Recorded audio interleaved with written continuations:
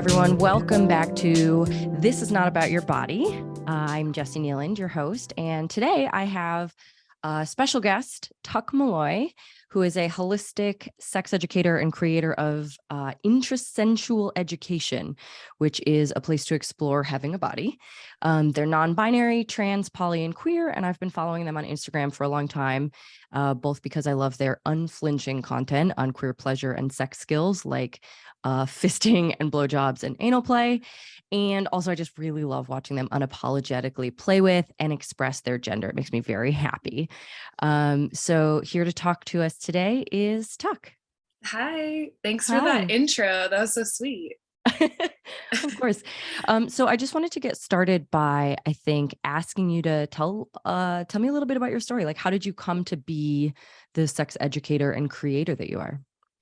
Yeah, I, as many people do, have been on a lot of different journeys, paths, but I feel like sex and sexuality has always been a very, like a focal point for me in my human existence. Ever since I was like really little, I remember being very curious about the pleasure of my body and the pleasure of other people's bodies. And I remember as a kid in particular, like just constantly like exploring stuff in my own time, like with my body. And I felt such a huge gap between my experience behind closed doors and then the experience that I had like out in the world with other people. I felt so much safety and curiosity and excitement about my own body when I was in private. And then like I would, go to school or like be out in the world with my family or whatever, and felt so much shame, felt so weird and awkward. And looking back on that, I think there was a lot of gender stuff happening, because I think for myself, I was like, when I'm just with myself, like there's no, like I was like, I don't have a gender when I'm by myself. Like I'm just Tuck, it's fine. And then it was like when people would sort of like reflect back to me what they were seeing, that I was like, oh no, this is very off. So yeah, I feel like that's sort of like the personal seed. And as I got older, like was in college, I just felt really strongly drawn towards the idea of bringing more accessible sex education to people, and opening those conversations for friends. And then it sort of like built from there. I started working at a sex shop right after I graduated college in Portland. I worked at Shebop, which was really wonderful and a great learning opportunity, because I spent all day, every day, like talking to people about the sex toys that they were interested in. And so I feel like that just like deepened my curiosity about what was going like in a more intellectual way, like what is going on with people and their pleasure in their bodies. And everyone is so different. And there are these like big commonalities between humans, like overarchingly. So I just feel very fascinated by all of that. I love that. It sounds to me the really interesting thing about, I don't know how to ask this exactly. Like, why were you okay by yourself? Because I talked to so many people who experienced a similar kind of like shame around bodies and pleasure and all that stuff when social, but they would also experience the same thing behind closed doors. Do you know why you were able to like drop that when you were alone? Yeah, I have like a theory. I feel like my theory is very like rooted in how I experience the world and what I think about humans, which is that I really believe that humans inherently and sort of like at our deepest core are pleasure beings. Like we seek comfort and pleasure, and like we're aligned with ourselves on a very deep intuitive level, just being able to be like, I know what I need, I know when I'm hungry. There are these signals that our bodies give us and that we can perceive when there's not noise around us kind of trying to dampen down those signals. So I think for me, my experience was that being alone with myself, I just was like, I don't have any judgment about myself. Like what like how could I hate this body that I'm in when it's just like, you don't, and when you're with yourself, this is my experience. Like Mhm. I had the experience of just being like, well, I'm not even looking at myself, I don't have this perception Mm. of like, what does my body look like? I was just like lying on my bed with my eyes closed. Um, and Right. just feeling sensations. And I think in that space it's a lot harder to be judgmental because you're in a more sort of just like feeling and reacting space, the way that like little kids can be, Yeah. like babies, where it's like a baby doesn't even know like where it ends and begins. It just Yeah. knows like sad, cry, happy, like Yeah. play, hungry, milk. Yeah. So what it sounds like to me is that you didn't have the internalized sort of self-objectification voice or self even I don't know how to put gender objectification, but you know what I'm saying? Like you didn't have that Yeah. like perspective in your head of what other people would be thinking about you when you were alone. Did you ever Yes. develop it at any point, or that just has been? Yes. Oh, okay. Yeah. Yes, absolutely. I feel like what I'm kind of referring back to, it was like a very young time that I remember really Hmm. clearly. And part of the reason I remember that is because it's something that I've like pulled on and drawn on in therapy with Sure. Yeah. myself, of being like, just connecting to my inner child. Um, Beautiful. yeah. And then especially as a teenager, I feel like that was the point where I was like, oh, this is a hot mess. Like I don't know how to perceive myself. Like I spent a lot of time being hyper focused. Yeah. When I was a teenager, I spent a lot of time trying on different like versions of myself and trying to experience like I was like, okay, what, like I'm gonna try like e-girl, like I'm gonna try like vintage like girl, like all of these like very like feminine girl Yeah. personas too. Cause in my brain I was like, I remember just being like, well, I'm definitely a girl. Like Yeah. that was so strong for me in being like, I didn't even occur to me until later that that was an option. That I was Same. like, yeah, I was like, There was no language. There were no concepts yeah. back then. I was just trying really hard to make something work within that Yep. construct. And then it wasn't until I moved out of that construct that things started to feel, I started to feel the alignment of being like, oh, I feel like I'm not hyper fixated on the way that I look or the way that I'm being perceived in public in a similar way to how I felt in private when I was Mm, younger. Like that congruence came with like yeah. gender Oh, affirmation for me. amazing. I Hmm. love that. So the reason I ask about this self-objectification, did it ever happen? I don't know anyone assigned female at birth who sort of got away scot-free on that one. I'm not Like sure who I just know. never. I feel like I don't know anyone who's gotten away scot free on that one. Mm, I mean, like, I'm sure it's like different experiences for different people, but I really feel like everyone has some level of being like bogged down in like, this is how I'm supposed to be yeah, operating. I think some people are that's fair. more, I feel like maybe some people are more aware of it, like people who are moving through the world, like cis men in particular, maybe Hmm. aren't super aware of the way that it's impacting them. But it's like when you think about it, it's like cis men are like very far away from Yeah. oftentimes a core like root self that is Ooh, complicated and messy and nuanced and like soft and yeah. sweet and strong and all of the things. Um, so Yeah, that's fair. yeah. So it sounds to me like this is part of maybe even your sort of work perspective Mm, that it everyone is. has this core self, Mm, and that what the sort of journey is to realign your self-expression with it.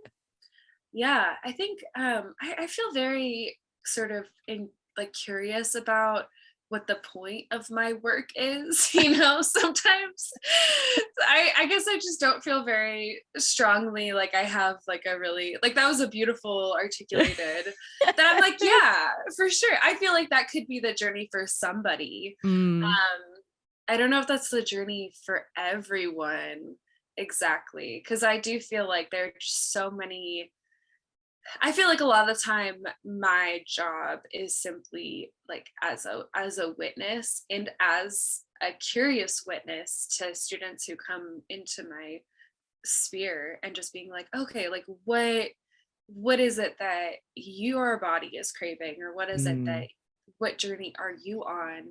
I don't feel like I have a strong, like, this is the, like, I'm espousing like this journey, like right, this is what right. I think people should be doing. Because I just feel like I've seen enough people now that I'm like, somebody would come along and I'd be like, oh, that's just not it for you, Yeah, yeah. huh? Like, That's um, fair. It's funny because I immediately started thinking one of the reasons that I use the word gender fluid mm, sometimes, like I'll say non-binary now, just because it's sort of, it is the language that makes more sense to people at this point. But when I first was introduced to the idea, someone had said, hey, I think you might be gender queer. I like looked it up and I looked at the difference between, all the little definitions were starting to emerge, and gender fluid was sort of like passing back and forth between expressions. And I was like, mm, that's me, because there mm, there is no core true gender expression for me. There is mm, many, and they are constantly they're like moods. yeah. And so I love the idea of this like returning to a core true self. It Mm, particularly if we're just talking about like um sort of knowing yourself, just being grounded in your most inner mm, self. And especially sensations in the body and all of that. But yeah, my immediate thought was like, oh, but I have a whole bunch though, and I never know which yeah. one it's going to be. Right. I mean, I feel like maybe there's an aspect where it's like this, the idea of a core self or like an individual self, I think of as being a very specifically like Western and sort Mm, of like also white totally. colonialist sort of mindset that's like, you are an individual person. Um, and you're like, you have boundaries and there's a Yeah. shape to you, and there's like almost the idea of like our heart being like the center of ourselves and being like, oh, Hmm. that's who I am. So I think a lot of the time I'm like, well, maybe an experience of ourself would be something that is just deeply fluid and Mm, amorphous. yeah. Like your experience of yourself could be like, well, that it's like it's different moment to moment, but something that Yeah. I can like kind of come back to in a current moment. And maybe at a certain moment, it's like a communal experience of being Hmm. like, I am, you know, just my experience of being in my body is something that's like doesn't have boundaries. Right. Or maybe it's something that's very kind of solidified and has like a condensed version.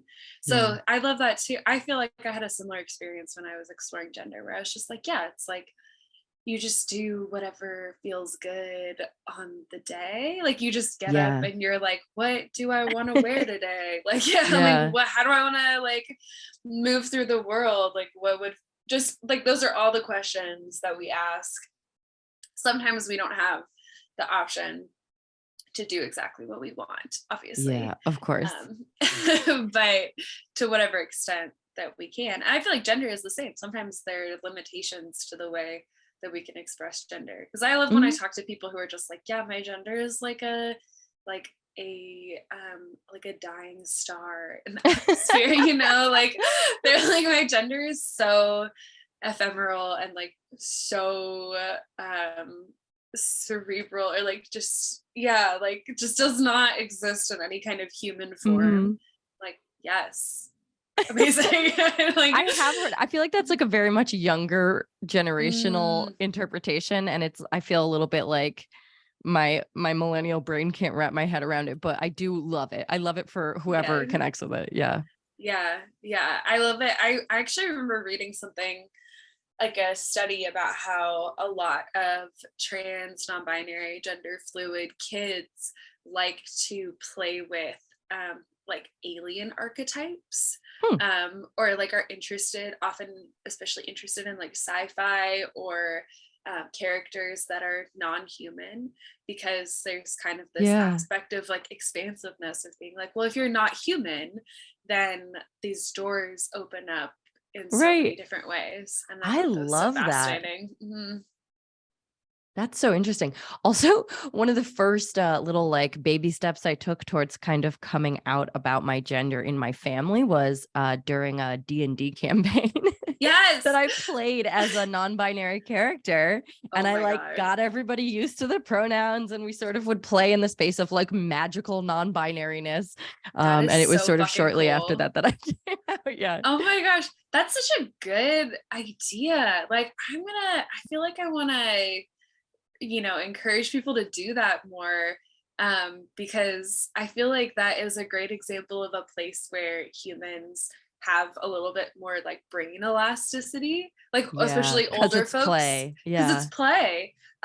And play is, neurologically a place where we're just feel safer and more comfortable and Yeah. we're open to things. So I love that so much. That's so that's so awesome.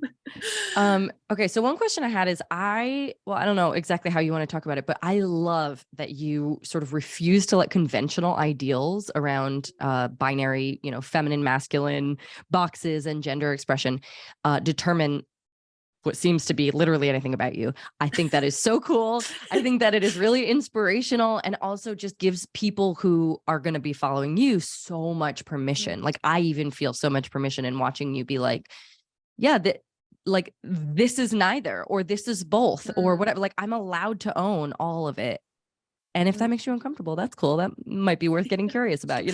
So I just love that. And I was curious if you could talk a little bit about like that experience for you, or just your gender expression experience in general. That's so nice. What a lovely reflection. Thank you for that. Just like that feels like one of those things that I'm like, oh, I'm gonna tuck that away for a rainy day. It is literally a rainy day here, but yeah, that's really sweet. And yeah, I think kind of coming back to that idea of just being like, how do I feel when I'm alone with myself? Like what feels good to me on any given day? I feel like that's really where I operate from when I'm on Instagram. Is a lot of the time the things that I post on Instagram and just how I am in my life is very like, it feels sort of almost like spontaneous. Like it feels Hmm. like it has this like momentum energy, that kind of feels related to like me probably having ADHD. I haven't been like self-diagnosed. So sort of the same experience of just me being like, I have a really good idea all of a sudden. I'm gonna like pursue it with reckless Yeah. abandon. Yeah. Like I have absolutely no training in like, making a like leather harness, but I'm just gonna try it and like whatever happens, happens. That's sort of how I feel about my gender, where it just feels like a constant like project where I'm like, oh, what would it be like if I dressed up like a like drag queen persona version of myself? Yeah. Like I'm gonna just try that. I'm really bad at doing makeup, and so like that has become like a a barrier for me to certain kinds of gender expression. But just being like whatever, like I'll just do my best. And then being like, oh, what if I dressed up like the most sort of like cis male version of myself that I Yeah. could Yeah. conjure up. And just sort of like, I feel like I just have so much imagination and so much play in me, and I love Mm. fantasy, I love role playing. I've always loved, as a kid I was very like, we're gonna, like with my friends, I was like, we're gonna create like a whole world, and then we're gonna act Yeah. out like these different versions of ourselves. So I that's went to what school to be gender an is like. actor, for the record. Oh, really? That's so So cool. I feel like I did that, or at least I attended to do that professionally, like trying on different hats and exploring different Yeah, aspects of myself. I also, looking back, think a lot of that had to do with gender too. it really is. I mean, I think about that all the time. Like especially like the world of Hollywood and like the industry in that realm can be so binary. But I'm like, Hmm. all of y'all seem hella queer. Like, I'm like, maybe just like get in touch with that a little bit. Like the idea of embodying different human experiences, I'm like, that Hmm. is very non-binary, Hmm. because no human experience is like exactly the same. Like I often say that to when I have students who are cis or who are like curious about gender but are kind of like, I don't feel like I deserve yet, or I don't feel like I get to yet Hmm. claim Yeah. non-binariness. I'm often like, well, nobody is really like, it's not possible to actually embody this idea of a woman or a man. Yeah. Like that is a created, that's a persona, that's a character. And so any person that you take, like give me any person in this world. I can be like, these are some qualities about this person that align with the woman persona, and these are some qualities about this Yeah. person that align with the man persona, and these are some qualities about this person that are just like, deeply human and Yeah. can't be categorized. Yeah. There's so much thoughtfulness in your approach to gender, but also so much play and fun Yeah. and like joy. And I love that because I think, unfortunately, being the sort of transphobic world and oppressive binary system that we live in, like it is often approached as a super heavy, painful topic. We don't often get to see the joy of like, Yeah. you can just literally try all of it and see what you like and then throw it all away and start over. Like it can be so joyful. Right. It doesn't actually have to be as heavy and like intense as society has made it into, Yeah.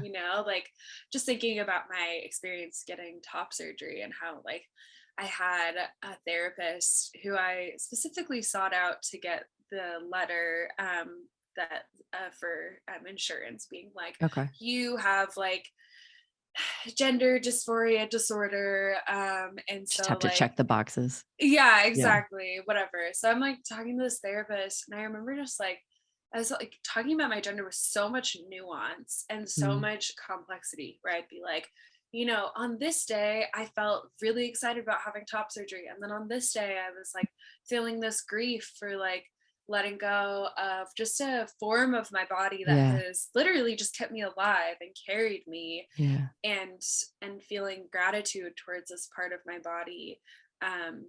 Like, and the therapist like really took all of this in and like brought it to this like very binary, Mm. very strange place that was hard for me to understand, because I was like, it's almost like you haven't been listening to me. Like I was like, I feel like if anyone had just taken a second to actually take this in, like her reaction to that was like, oh well, you're having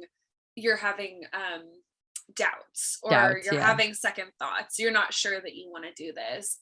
And I was like, actually, if you at any point, if you had asked me like, am I having doubts, I'd be like, I'm not having doubts, I'm having feelings. Yeah. You're having the full human Yeah. experience. It's Exactly. complicated.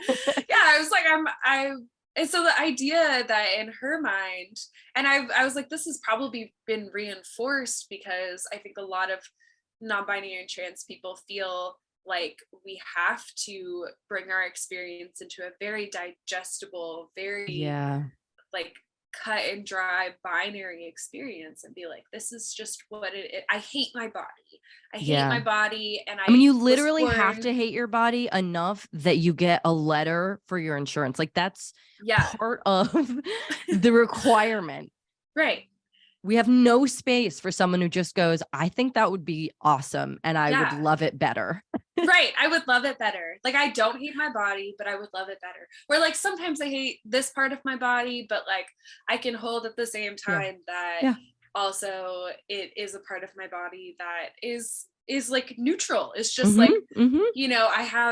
I have the experience of being like, when other people have, chest tissue, for example, like I'm able to hold in many different situations. Like for this person, that's just their like super strong pecs that are like, Right. like those are just their like fleshy pecs.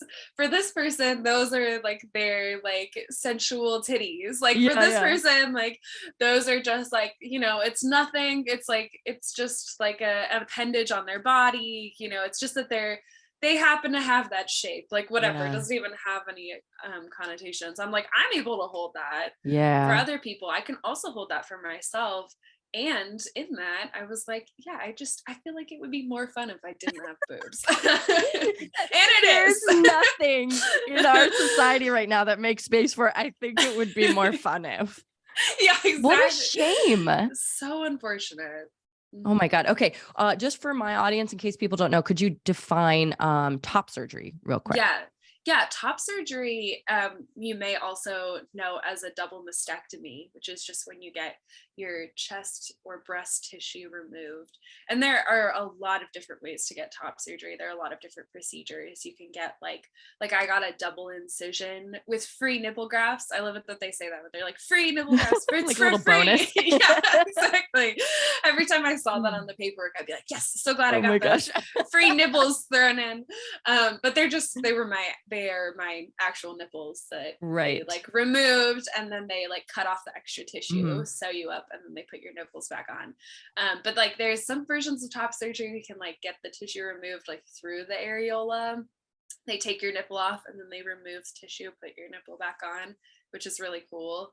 And there's like, I mean, there's just all different kinds of versions of it, which I found really fascinating when I was top surgery. I was like, I mean, it's like all the different ways that you can do breast augmentation. Of course, it makes sense. Absolutely. Like both adding and subtracting breast tissue is complicated, and there's a whole bunch of ways to do it. Yeah, exactly. Yeah, and when I was getting like, we're prepping for top surgery, I took it very seriously because it's a major surgery, and I was like, well, I just want to make sure that I've sort of like done all of the internal work to make sure that if I do have regrets about this at some point, that I feel like that's something that I'm at peace with, that I'm like, okay, this is coming up. I've sort of I know how to approach these feelings. So I was sort of expressing that fear of being like, well, what if there is a point like 50 years from now, right? Like I was like, there's so much that could change in a lifetime. Like, I was like,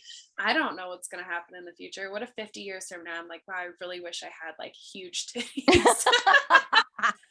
And my partner was like, well, then you can just get huge fake titties. Sure. Why not? And I was like, wow, that is just incredible response to that. Just think about how good the technology will be then. Exactly. I was like, it'll be no problem. Or they were like, my partner was like, you can wear fake boobs or something. They were just like, they reflected back to me the energy that I feel like I try to bring, where they were like, you're really creative. I'm sure you'll figure out some way to make it work. And I was like, wow, that is very validating to just beautiful.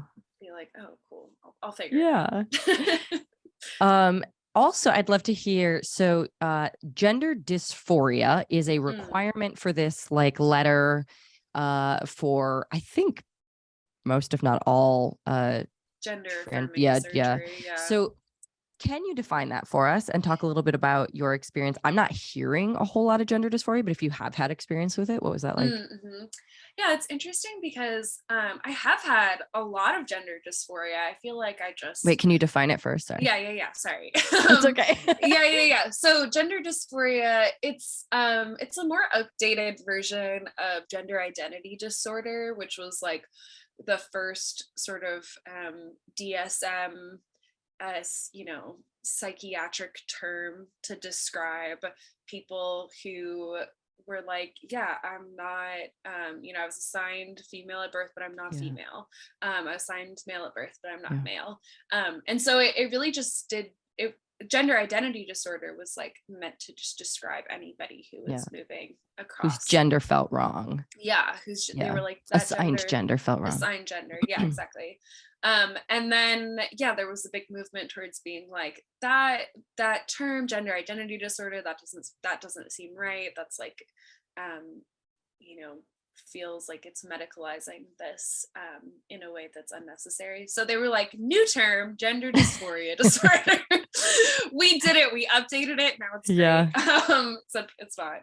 So and dysphoria being the opposite of euphoria, I mean, basically just means misery.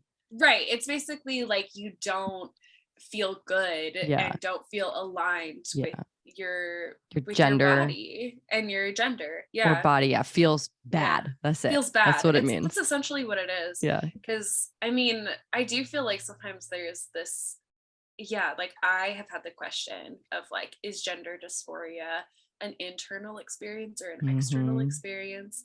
Like if we lived in a society where it was like, breast tissue is not gendered, would people have the same dysphoria that they have now about it? And I think likely there would be people kind of like me who are just like, it'd be more fun if I didn't have boobs. I'm gonna just go for that.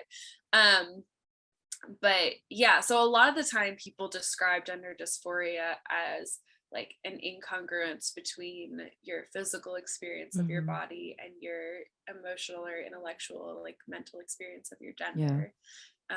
But there is something to me about that I feel like is still very rooted in the cis Yeah. binary One version of the of things that I gender. have thought so much about, so my work is body neutrality, and the question of like gender dysphoria very, very much aligns with a lot of other body dysphorias that people will describe, right? Like Mm-hmm. weight dysphoria. It's not what we call it, but basically, I mean, there is an experience that I often hear of like, I am in this body size or shape or whatever. I just don't feel like that expresses who I am. I don't feel like that's me. I don't feel like that's whatever. Mm-hmm. And so why is gender different? Is gender different? Mm-hmm. There's so many questions that have swirled around this for me. And I feel like ultimately there isn't one answer. Like kind Mm-hmm. of like you said, I think it's always just about being curious and bringing as much as possible, like clear and open eyes to the questioning of the whole thing. Yeah. But And like gender, oh yeah, yeah. go ahead.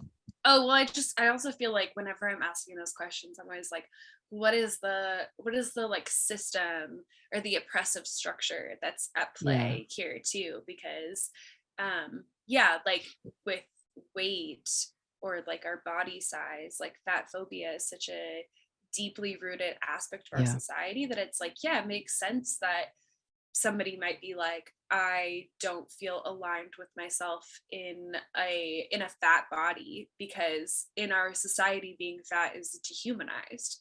So it's Mm. like, yeah, of course you wouldn't I want to feel be like a human. dehumanized. Yeah. Yeah. Like that makes There's sense. incongruence. That's Right. Like, actually so brilliant. yeah, like, and I feel like that is not something I came up with. That's something that I have 100% Oh learned my from like gosh. fat educators Yeah. and activists, which is like, is it an internal issue, or like would that just go away if we like addressed fat phobia? um and I feel like a similar thing about gender, where it's like simultaneous, that's where that question comes from me, where it's just like, if we didn't have transphobia in our society, how would we experience our bodies differently? Like what Yeah. would be available to us? How would we move through the world? Yeah. um and we just don't know. We don't know. And I feel like that's one of those questions that I sometimes hear posed as sort of like an anti-trans kind Mm-hmm. of like devil's advocate thing. Like, well, but Mm-hmm. think about it. Would they really need to be trans if all these things about our Mm. society changed? And I'm like, does it fucking matter? Yeah, okay, Like, yeah. does it matter? Like Then I'm maybe like, it, we'd all be trans. yeah, Like, maybe not. But this is yeah. where like when I write fantasy or sci-fi or whatever, that's the world I start imagining because that sounds cool as hell to explore. But like we can't Yes. know. Mm-hmm. And then in that world, it would totally be a thing where it's like, I have short hair, you have long hair. Like, we just got to decide that for ourselves. Maybe we'll switch it Yeah, up it's at some not a point. Like, signifier. Yeah. yeah, exactly. It's an experience of um, being a human that's fun, that you get to play with. And Yeah. gender is the same thing. So, Yeah, it really is kind of like in on thinking about like D&D, like on the board that we've got, you get to mm, make all sorts of decisions and it doesn't matter why you necessarily feel like making them. I think the really yes. important thing with body neutrality is being able to see the difference between I have to change this because society has made me believe that it's worse Mm-hmm. versus I'm going to change this because I want to gain certain benefits in society. Right. Hugely Yes. different. And one of them is clear, eyes open. Like I see exactly what's going on. Nobody has convinced me that my self-worth is going to change. If I've known people who've gotten like, weight loss surgeries or things like that Mm-hmm. from a place of really body neutrality. They Mm-hmm. did not do it saying that will make me better or, I hate being fat and it's going to change things. It's like, I have a fat phobic industry or, whatever it is. And I Mm-hmm. am not willing to lose out on this thing that matters to me, Mm-hmm. but they've So done the like a work that you're talking about. survival, Yeah. like, yeah. But you do the work to sit and really be thoughtful about it first. Like, who am I doing this for? How will I Mm-hmm. feel on the other side? There's costs, there's benefits, like Mm-hmm. that to me is that sort of like neutral vision. And Mm-hmm. it doesn't really matter. It doesn't matter what you do. I don't think that there are like body neutral actions. It's Mm-hmm. just the lens with which you approach doing anything? Right. Like that's very specific person to person. Yeah. And And there are, I mean, I think, yeah, in many situations, gender affirming surgeries are survival techniques, Mm-hmm. as well as just like being life affirming for ourselves. Mm-hmm. Because it is like, okay, how is this going to help me feel safer, or like, or be more understandable to other people? Like Yeah. sometimes that Yeah. really is a thing where it's Yeah. like, I mean, that has felt like a joyous thing to me. I feel more like just like excited to be in my body having gotten top surgery. So like there's Mm-hmm. that. But I also am like, it's so nice for me to go out in the world and be like, I have this flat chest that Yeah. people can't perceive in a way that is like, it automatically puts question marks in Yeah. their brains. Reduces the misunderstanding of who you are. Yeah, exactly. I mean, some people are still gonna like Sure. Sure. some people are like, yeah, there's nothing you can do. But it Yeah. is really interesting to think about that, how the ways that we like kind of are operating in this society, just trying to Yeah. survive, trying to find a way to um, be seen Yeah. and cared for. And that also makes me feel really sad. Like some part of me is Mm, just like, yeah. oh, that is like really tragic that anyone would feel like a desire to change their body, not coming from a place of like, that is like a joyful choice for Yeah. me, because that is, it's very real that many people are forced into Yeah. doing and changing things because of just needing to yeah, survive. Yeah. I think of it a lot in sort of like less maybe dire sounding circumstances with regard to like femme stuff, beauty work, you know what I mean? Like Mm-hmm. a lot of women that I work with will be like, is it not body neutral of me that I want to keep shaving my legs or something? And again, I'm like, there's Mm-hmm. no body neutral actions, right? Yeah. But there is absolutely an approach you can take in which you decide to do it or decide not to do it that is body neutral, or completely like Mm-hmm. screwed over by the lies that you've been told about what these things mean. Yes. Yeah, it's almost just like about intentionality, it feels Mm-hmm. like. Because I feel like I've done stuff before where I've been like, yeah, like maybe this is like coming from a like deeply rooted place of like body shame or Yeah, something, yeah, but like I'm still okay with that. I'm gonna do it yeah. anyway. Like I still feel like I want to. It makes me think about that like Dolly Parton quote. Have you heard this one where like Dolly was like, if you like want to change something about your body and you think it'll make you feel better and you have the money to do it, I think you should go ahead and do it. Like she's like, I have tiny little hands, so I wear really long nails because I like feeling like I have really long like fingers.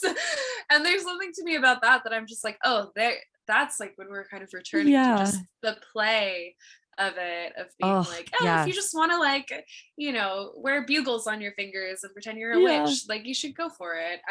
Or like have Oh fake my gosh. nails. Yeah. And I think, when we talk about gender affirming like surgeries and other like aspects of self-presentation, we are usually talking about transgender people because that's the way it is. But there's also Yeah. like the probably more common way is, cisgender Yes. women getting gender affirming surgery to get like Right. increased size in their breasts or to get like facial feminization through fillers and things. Like all of these Mhm. things are already gender affirming in that they are Mhm. affirming something that you hopefully, at least truthfully, feel about yourself, if not feel bullied into, unfortunately. Um, Mhm. but there's very little, I don't know if there's little joy in that, but it definitely doesn't feel nearly as playful or joyful as I wish it would. Yeah, I think there's, as per always, so many complex aspects of that, because there's like, yeah, there's like the shame around our bodies just existing, but I also feel Yeah, like that's sort of like a hatred of femness, like misogyny, or like, yeah, like, sure. yeah, like misogyny related specifically to femininity, but not necessarily just women, of Mm-hmm. like being like, there's something wrong with you if you want to be feminine. And if you Mm. want to enhance your feminine qualities, then like that's wrong and bad, because so much of our society is like, Ugh. you shouldn't do that. Because there are also a lot of ways that, cis men or masculine people affirm their gender through Oh, bodily absolutely. changes, like working out, or Yeah. like, yeah, like using, or like even just using products that are like Yeah. for men, you know? Right. And I definitely have questions about like why we're doing Why? that, why that's Me too. necessary. I've been seeing all of these commercials for this, like, I guess it's like a prescription service, but it's like called like For Him. Yeah, yeah. um And then there's for her. and for her, yeah. Uh-huh. And I've just been like, what happened here? Like, Yeah. why? And it's very clearly like this company being like, we want to affirm your gender. We know Yeah. that you're a Yeah. man, Yeah. and that's why it's okay for you to Oh my get these God. like very generic, Yeah. Skincare service, products. yeah, skincare, vitamins, even like hair loss stuff that Oh I'm my like, gosh. Yeah. y'all know that like all kinds of people lose their Yeah. hair. Like that's just a human experience. I have to say, like, screw capitalism in so many ways, but there is a small piece of me that's excited for like non-binary skin products. How are they going to Mm-hmm. market to us in the How are you future? gonna do it? Figure I out know. how to put us in a box. So often it's just like, I feel like the imagination of like what is in between a man and a woman. Like Yeah. what if we just like the non-binary emoji on iPhones. Have you seen that Yeah. one? Yeah. Where it's like it's just like Like a this is short haired. just, yeah, Yeah. like they just have like a bob. Like Yeah. non-binary is just, it's like literally It's like, in between yeah, hair. they're like it's in between. Short equals man, long equals woman, Yep. non-binary equals the bisexual Bob. Yeah. Yeah, I do feel like, I mean, the whole point to me around being non-binary is like being gender liberated, but there is Mm. absolutely going to come a day when the capitalism tries to sell us like for them For them. vitamins for the non-binary Mhm. person. Vitamins for the non-binary person. Oh my gosh. Yeah, that's gonna be a really weird time. Well, this is my favorite thing to bring up with people to really blow their minds. It's like all of the kids who are being born right now, who are being raised by people who are like, raising them with just more gender fluidity. And it's like, okay, maybe they're kids. I know kids who are being raised with a myriad of pronouns. Yeah. It's like Yeah. they, she, he, like Hmm. Z's, like whatever you Yeah. want. And it's like, are those kids, are they cis? Because if they like, if they align with fluidity and they're Yeah. like, yes, I use all the pronouns, that's technically what they were assigned at birth. Oh my gosh. So That's a like, hilarious. how do Scary. we, I know, I'm like, there's gonna be a point where these terms just like no longer become applicable to Yeah. people's life experiences, because if you have somebody who's like, I've spent my whole life being gender fluid, like at no point have the Right. people closest to me or myself identified me as being a cisgender person in Hmm. the way that like a man or a woman, Yeah. or a girl or a boy. I And can't even imagine. Just yeah, just like mind boggling and in a good way. I mean, a little bit like in a jealous way, because this is very sci-fi to me to imagine this yeah, world actually existing, but like in a very joyful way. Can you just imagine growing up and never being mislabeled, like, mhm, or I guess labeled at all, maybe. I'm not sure how, but like that's yeah. what a Or foreign experience. the labels that you're labeled with are labels that you come up with, Yeah, that we're sort of that self-directed. yeah, that are like, that one feels good now. And then at any point, if you want to like divest from that label, you Right. can. This is what I always say, like, when I was little, what I wish I had been allowed to do is move fluidly through it all to figure out Mm. where I was and where I wanted to be. And I think, well, first of all, it would have saved me a lot of stress and anxiety and confusion Yeah. and shame. But it also just like, I can look back and say, if I was allowed to play with it when I was little, the way that we play with everything else, basically, Yeah. like, I think I would have probably come to some different conclusions. And even now, like, non-binary is just this umbrella category that it fits, it's outside of this sort of oppressive binary, but like, I would have loved to just use he, him pronouns for a year, maybe, Yeah. 10 years or a month and then move away from it and had nobody be like, what? Yeah. What are you doing? What does that mean? Is this mental Yeah. illness? Should we get them checked out? Yeah. Yes. Oh Like, my gosh. So real. yeah. And just allowing that to live in you for a while. I mean, that's the experience that I think hopefully future generations will get to have. Yeah, that's exactly how I feel too. Yeah, I completely agree. I recently was telling my grandma because she was like, she's struggling with they, them pronouns. And she was like, it would just be easier for me if it was like, even just he. And I was like, okay, you want to like, I was like, Yeah. that's cool. I was like, Great. I'm actually totally fine with that if you want to use he, him pronouns for me. She Oh was my like, gosh. wait. She was like, wait, what? Like, like I don't think that she was like expecting right. me to say that. So then she kind of like backtracked and she was like, no, they is fine. Oh my gosh. I um, used he, him first with my close mm, people. I asked them to start using it because I was like, I want to hear it. And this is kind of what I mean. Like, I wish I'd mm, been able to hear it as a kid and just see how it felt then.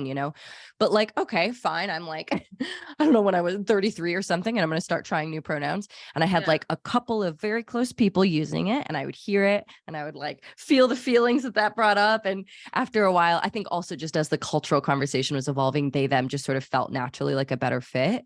But I Mm, actually still love it. And occasionally my partner will say things, he'll refer to me like as his boyfriend, and it just feels like joy. mm, It just is. It's not, but like I say, it's like there's certain times yeah. that would feel like joy, and other times it just wouldn't. It would be like, what? Um, Yeah, it's but contextual. yeah, it's contextual. And I feel like for someone who really understands that context, it's like the best feeling. Right. And I feel like it often comes from people who know us very Yeah. deeply and that we feel very seen by. And it's like that to me is the experience of just attunement, like Yeah. being Oh, in yeah. harmony or like being aligned with the people that we really love, feeling seen by them. In the same way that for me, like, like doing a bit, like having a joke, like an inside joke Mhm. gives me the same feeling Yeah. as when somebody I have a partner who like uses a certain pronoun for me in a certain moment. Yeah. Um and it really depends on the person and the context and all of that, and I often say actually that like my gender is whatever is funniest in the moment. like if I'm around people who I feel safe around and like using she her pronouns is funny for Oh my some God. reason, Yeah. then I'm like They'll use hilarious, it. like go for it. But if it's not funny, then I'm like, why did you do that? I hated Right, that. right. Like, yeah, So I think that really speaks to the sort of like imaginative, playful approach. Also, I just yeah. wanted to say the attunement thing. It just made me think like, I don't know what your situation is, but for me, I grew up with really conservative Mhm. parents, family, rural conservative town, like, so I have had to work through a lot of, but why do you have to bother with all of this? That's basically like the Mhm. big question. It's like anti-trans, but also just like, but why does this Mhm. matter? Why can't you just like be normal, be a girl, just be Yeah. happy? Mhm. And so I feel like that is going to be my new answer, is just like, why do trans people have to bother, make all this extra work for you? Why do I have to change my understanding pronouns, whatever? The answer is like, just attune with the people around you. Yeah. That's it. Yeah. It's And then it makes because sense. It's not really a yeah, mystery. it's not a mystery at all. Like that's actually, I feel like that's well, so well put. I feel like that's exactly what happened for me and my family, and it was actually my mom who said that to one of my grandparents, who's like, lives in Virginia and is like pretty conservative and religious, Christian, and she was kind of like, well, I don't understand all of this, and my mom was like, well, if you love Tuck as just who they are. Like my mom was like, think about the fact that like you've known Tuck their whole life, you care about them, you know them. If you love them like truly, then you're gonna make this shift because Yeah. that's what they're asking for, and that's and it's not coming from like my mom was like, Tuck, they wouldn't ask for this in a Right. way that was like just trying to ruin your day. Of course. Like, Right. right? Like she was like, just Yeah, we're take not a trying moment. to be Yeah, difficult. yeah, exactly. She's just like, take a second to just remember like who the person Yeah. is that we're talking about. Like this is not somebody who's um like just does stuff to like bother other people, or like does stuff without thinking about it. Like this is a very Yeah. intentional, thoughtful person. And my grandma was like, oh, okay. Mystery solved. Yeah, that's fine.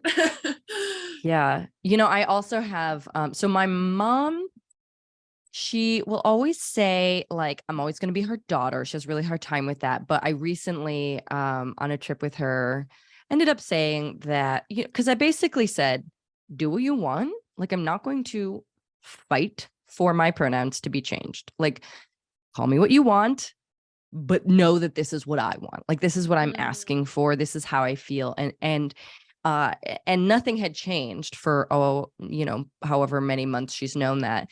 And so on the trip, I ended up saying something about it again. And she was like, do you mind that I like haven't, changed the way I talk about you? And I was like, what I'll say is that I notice it. I notice it. And every time I hear it, I just think like, what a missed opportunity for me to feel seen, call me your daughter. And there's just like a little bit of it's like it bounces off me a little bit, and if you said child, it would sink in. And that for me is all I'm asking for.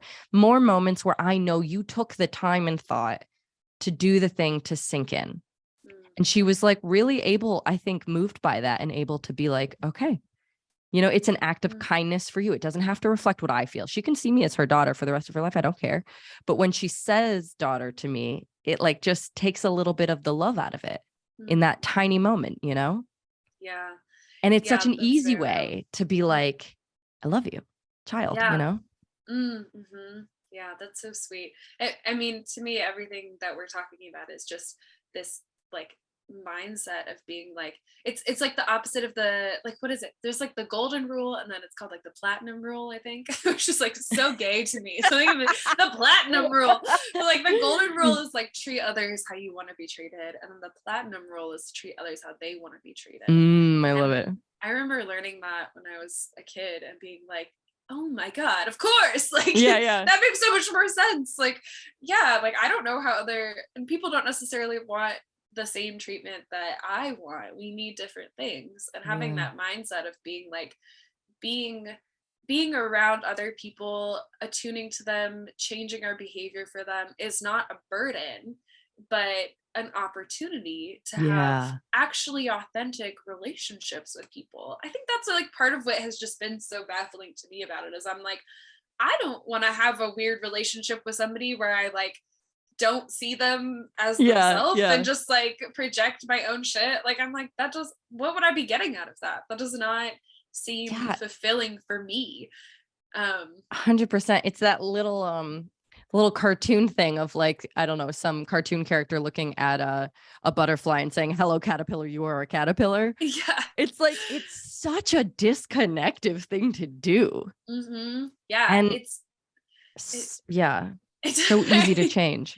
Maybe that would be helpful for people to remind them that like, when they're not using pronouns or not attuning to the people in their life, that it's like they're missing out on an authentic connection, because it's like that's not what's happening here. And if you just start staying in that place of being like, for me, like I just want you to be the fantasy of who I want you to be. And I think that's very common. I feel like I see that a lot in especially like partnerships and couples, like because it's so tantalizing to be like, I would rather have this person be my imagined version of them than actually the person that I have. Yeah. Parent-child relationships too. And probably everything, but these are the ones that like, they're so hard. Yeah. So speaking of, I am partnered with a man who I am very aware would be less attracted to me if I were to be less feminine presenting. For example, if I were to get top surgery, which is something that I have big boobs. I'm over them. I've been over them since they developed. I've gone through a whole bunch of healing around them. I feel like I divested from the whole concept of like, there's sort of telling people that I'm overly sexual, and I've done like all the work to heal a lot of stuff. But I think in the end, I kind of end up sort of like what you're describing. I'm like, I think it would be awesome not to have them. Yeah. I just think that would be really That great. could be cool.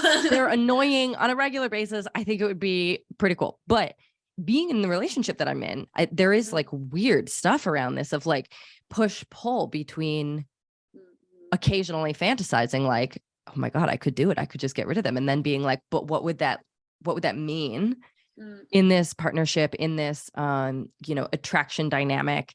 And I think one of the more interesting questions sort of in the back of my mind around gender lately is like, is this like, how do you hold it all? It's like, it's so simple in some ways and so complicated in others.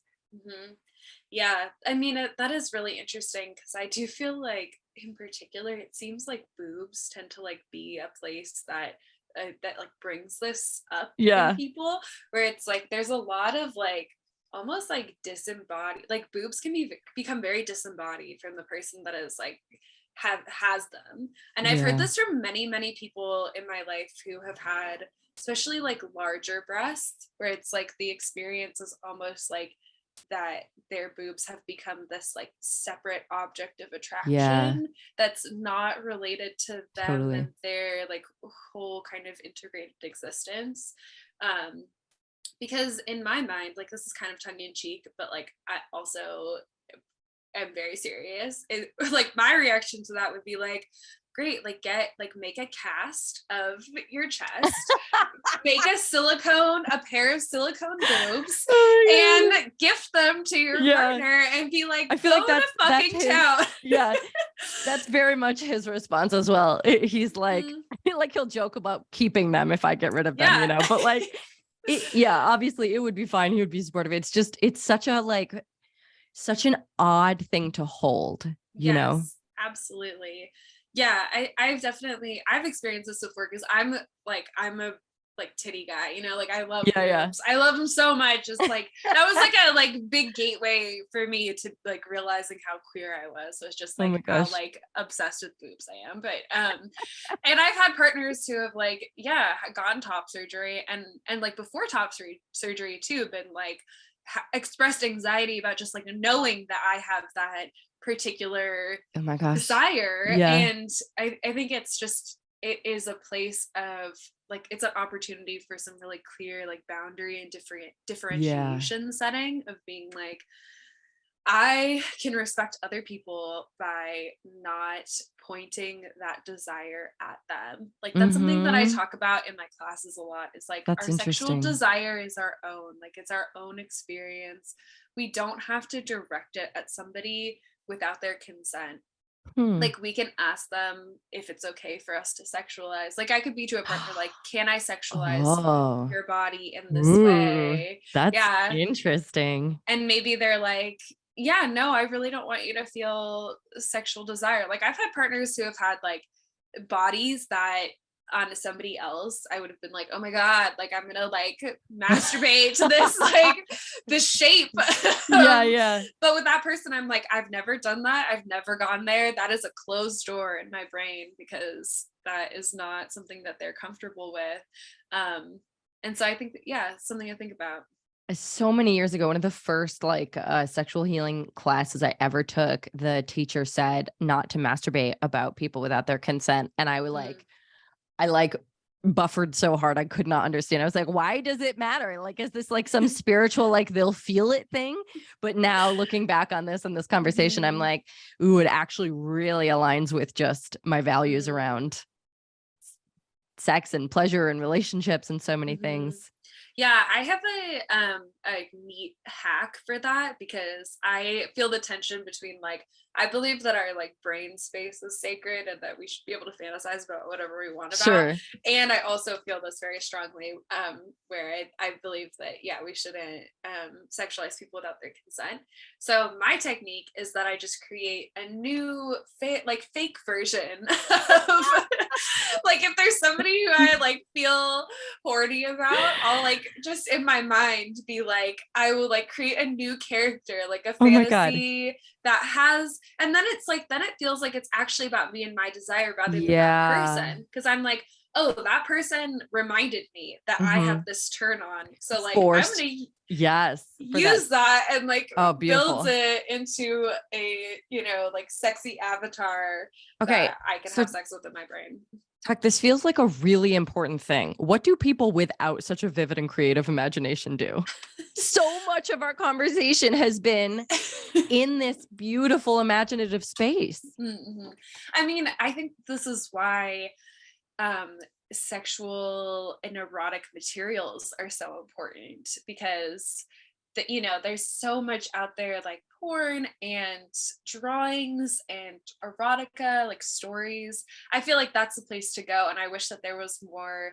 I wish it was more easily accessible to kind of like receive that content and kind of like play with it and shape it. One thing that I've like encouraged folks to do before, if they were like, I don't even know what I'm into, like I don't know what I like, is just like buy a couple like random, erotica anthologies and like read through them. And anytime you feel like a little like, oh, like a little something for me, just like bookmark it, or like put a little heart next to it in the book. And then you're building on that. You have some sort of base. And I think that that's like, a place that folks can go. And I wish that there was just more collaboration possible, because I feel like, I mean, this is definitely part of the work that I do with students. When like part of what I do for students is that I reflect back to them what they're saying and like use my imagination to be like, what if you did this? Or like, is this kind of what's going on? So you stand in as an imagination exactly. expander for people who don't have it. Exactly. So like when folks are, and it's very hard to be imaginative and playful when you're in a place of stress or anxiety or trauma response, shame. Yeah. So, and that's a lot of the time, like when I'm working with people, like that's kind of where they're arriving. So I'm like, cool, let me like, drop in, do a little bit extra support around this, and then help folks kind of build their own landscape. Oh, I love it.